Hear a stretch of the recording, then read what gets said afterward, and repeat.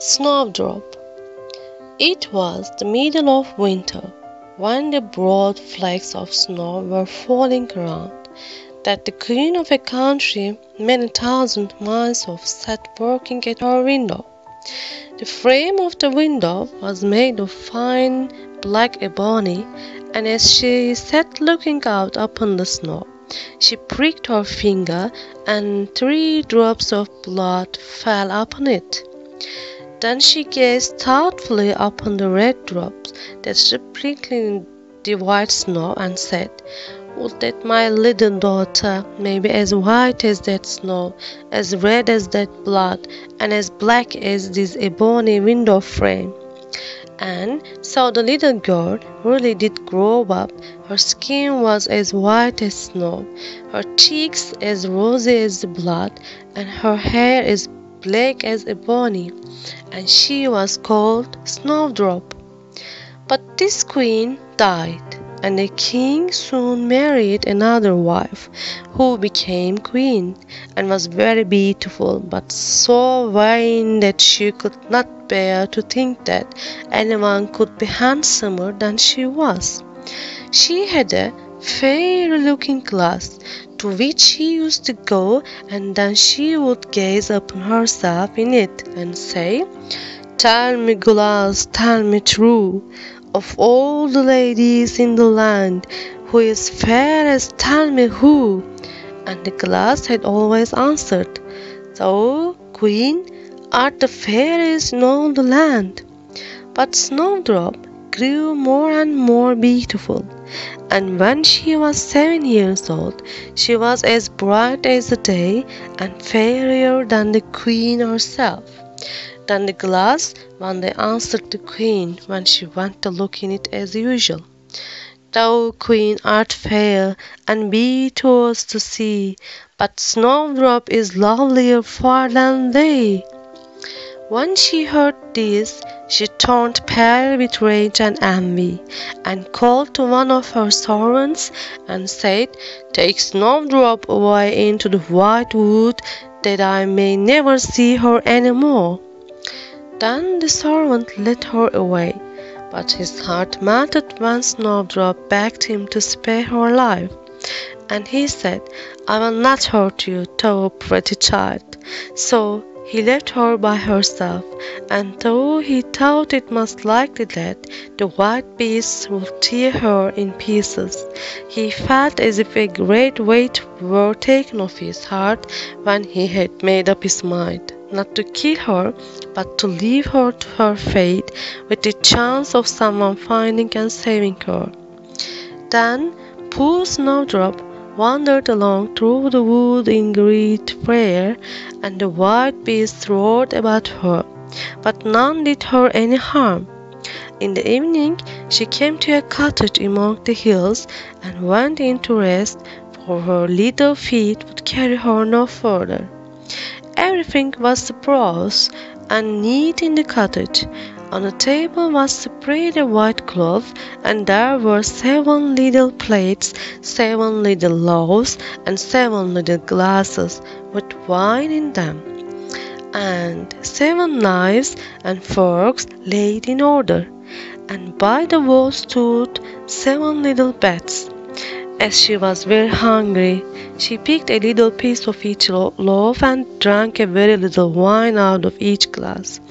And after that, she thought she would lie down and rest. So she tried all the little beds, but one was too long, and another was too short, till at last the 7th suited her, and there she let herself down and went to sleep. By and by in came the masters of the cottage. Now they were 7 little dwarfs that lived among the mountains, and dug and searched for gold. They lighted up their 7 lamps, and saw at once that all was not right. The first said, "Who has been sitting on my stool?" The second, "Who has been eating off my plate?" The third, "Who has been picking my bread?" The fourth, "Who has been meddling with my spoon?" The fifth, "Who has been handling my fork?" The sixth, "Who has been cutting with my knife?" The seventh, "Who has been drinking my wine?"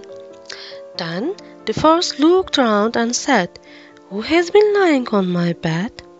And the rest came running to him, and everyone cried out that somebody had been upon his bed.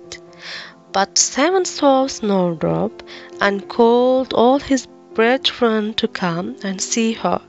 And they cried out with wonder and astonishment, and brought their lamps to look at her, and said, "Good heavens, what a lovely child she is!"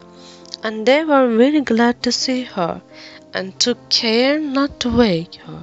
And the seventh dwarf slept an hour with each of the other dwarfs in turn, till the night was gone. In the morning, Snowdrop told them all her story, and they pitied her, and said if she would keep all things in order, and cook and wash and knit and spin for them, she might stay where she was, and they would take good care of her. Then they went out all day long to their work, seeking for gold and silver in the mountains.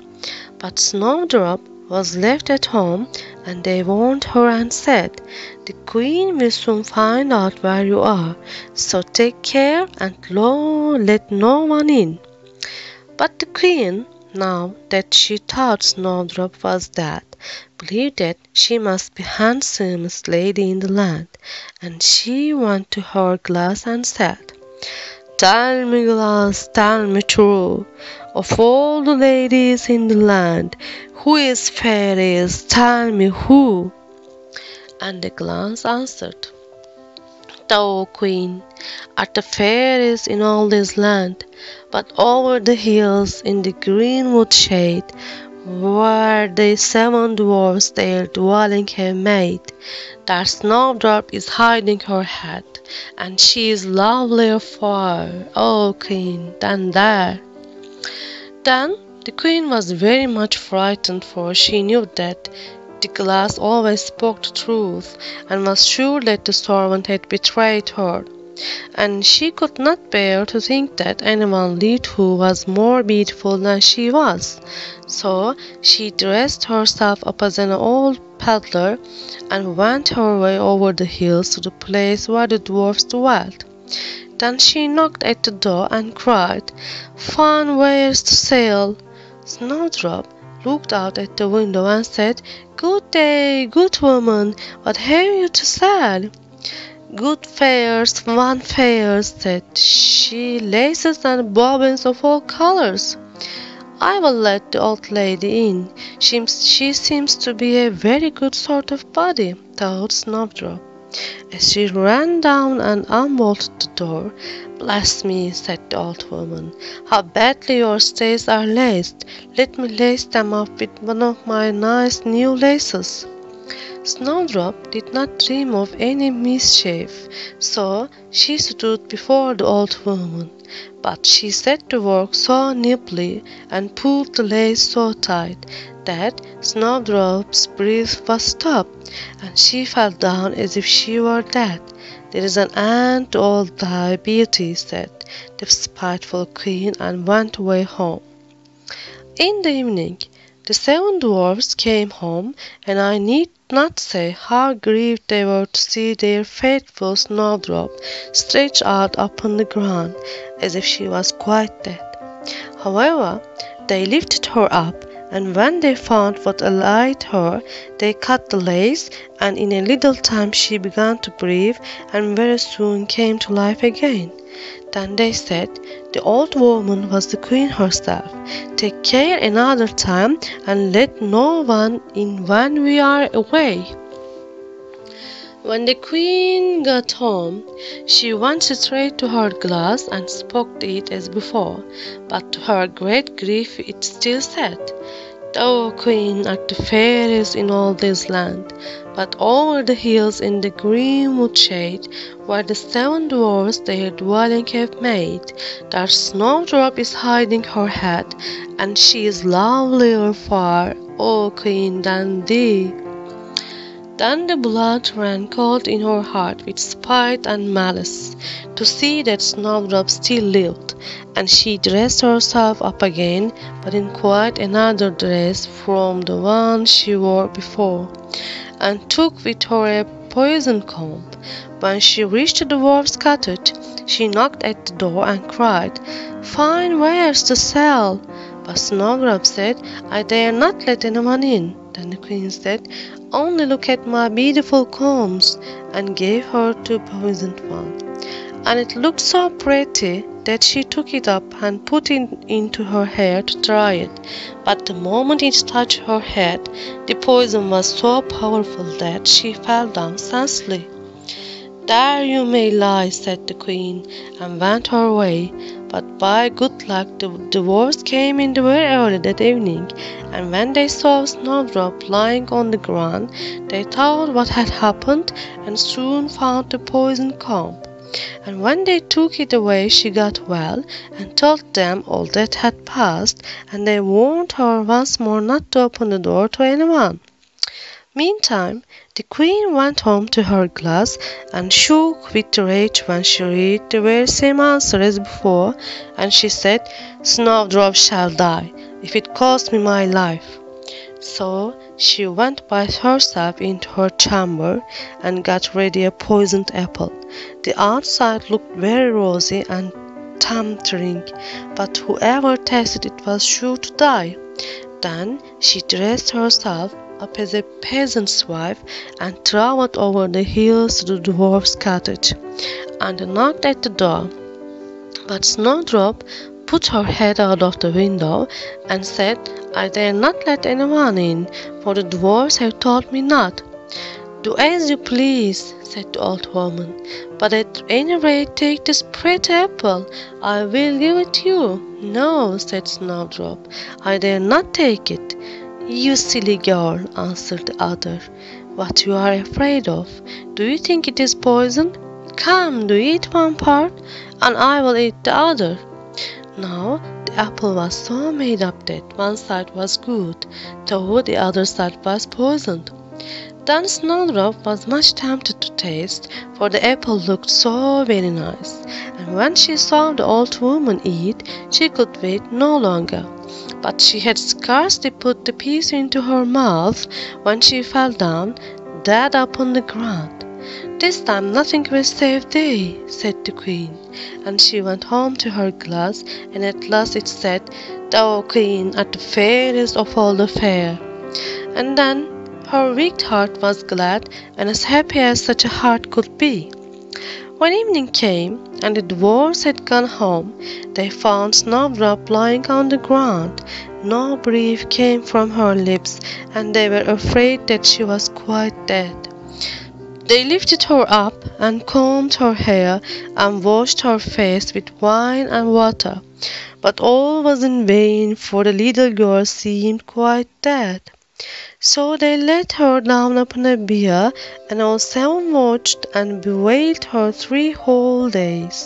And then they thought they would bury her, but her cheeks were still rosy, and her face looked just as it did while she was alive. So they said, "We will never bury her in the cold ground," and they made a coffin of glass, so that they might still look at her, and wrote upon it in golden letters what her name was, and that she was a king's daughter. And the coffin was set among the hills, and one of the dwarfs always sat by it and watched. And the birds of the air came too, and bemoaned Snowdrop. And first of all came an owl, and then a raven, and at last a dove, and sat by her side. And thus Snowdrop lay for a long, long time, and still only looked as though she was asleep, for she was even now as white as snow, and as red as blood, and as black as ebony. At last a prince came and called at the dwarf's house, and he saw Snowdrop, and read what was written in the golden letters. Then he offered the dwarfs money, and prayed and besought them to let him take her away. But they said, "We will not part with her for all the gold in the world." At last, however, they had pity on him and gave him the coffin. But the moment he lifted it up to carry it home with him, the piece of apple fell from between her lips, and Snowdrop awake and said, "Where am I?" And the prince said, "Thou art quite safe with me." Then he told her all that had happened, and said, "I love you far better than all the world. So come with me to my father's palace, and you shall be my wife." And Snowdrop consented, and went home with the prince, and everything was got ready with great pomp and splendor for their wedding. To the feast was asked among the rest Snowdrop's old enemy, the queen, and as she was dressing herself in fine rich clothes, she looked in the glass and said, "Tell me, glass, tell me true, of all the ladies in the land, who is fairest, tell me who?" And the glass answered, "Thou, lady, art loveliest here, I ween, but lovelier far is the new-made queen."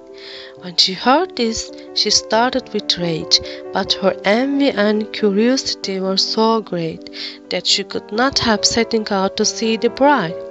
And when she got there and saw that it was no other than Snowdrop, who, as she thought, had been dead a long while, she choked with rage and fell down and died. But Snowdrop and the prince lived and reigned happily over that land many, many years, and sometimes they went up into the mountains and paid a visit to the little dwarfs who had been so kind to Snowdrop in her time of need.